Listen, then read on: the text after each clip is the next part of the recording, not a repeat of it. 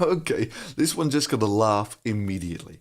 Guess how much Anita Sarkeesian said she was going to spend just on fundraising for last year. This is just the money that she was going to spend asking people to give her money. Money, please! Not doing anything, just fundraising.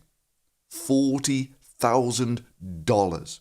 I mean, Jesus, $40,000 just asking people to give her money. Money, please! Oh, no, there's no money. Oh, my bad. No problem. I'll just destroy this office. Oh, hey! Money, please! Money, please. And then she had this big reveal about how she wants another $200,000 for her new little pet project on ordinary women. Well, she released this video today.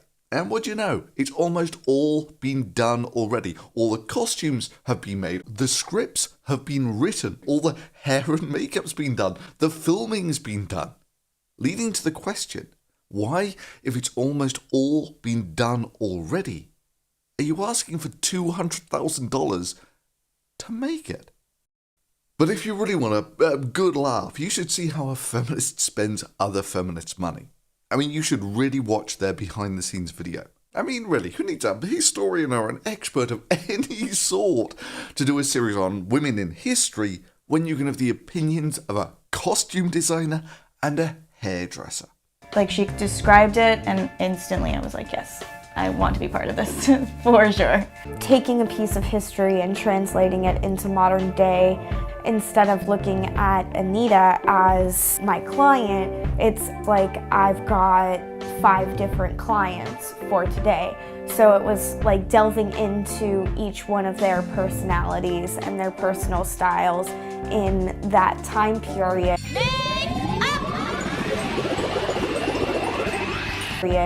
And just mixing it with what I think they would look like if they lived in today's universe. And of course it goes without saying that Anita goes out of her way to follow her own advice and avoid those evil gender signifiers.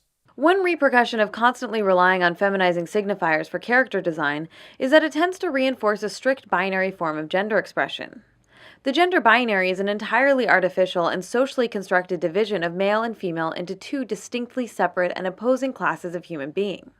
The gender binary also erases the continuum of gender presentations and identities that fall outside of the rigid masculine-feminine false dichotomy. And within that strict binary, women are marked, while men get to remain largely unmarked.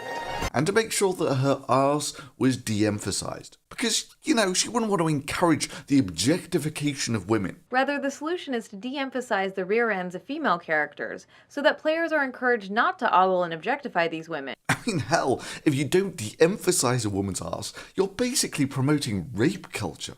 And of course, Anita gets to play all of her feminist heroes in a $200,000 game of dress-up.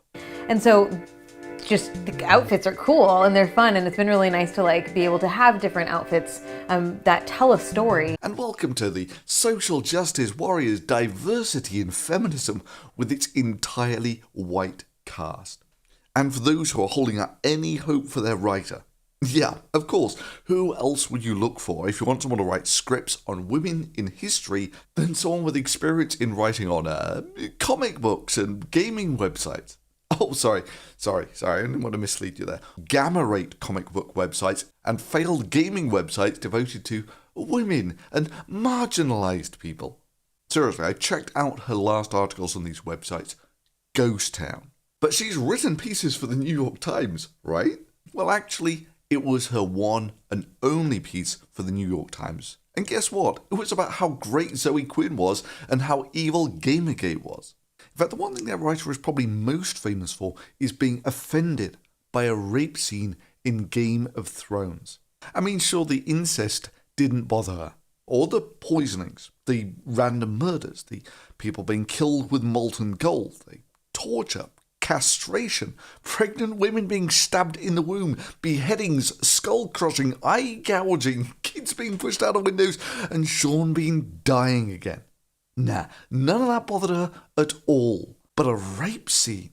Now, that's just taking things too far when there's a perpetually offended first world feminist in the audience, which is probably one of the reasons why she is now a former editor of Wired. Let me just leave you with this glorious moment of zen of a feminist telling you how she thinks that costumes and hair and makeup tell the story of the most important women in history. To the costume design, to the makeup and hair, everything is infused. Every little detail is telling the story of these women.